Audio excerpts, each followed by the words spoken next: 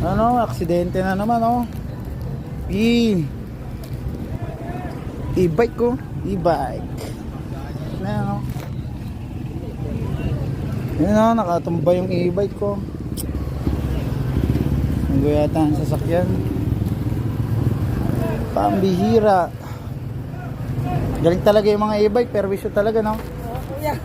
Sino nang bunggoy? E-bike na naman. Hindi pa ako sa labang lakas na kami. Grabe. Gagastos ngayon yan. Magkano pagawa niyan?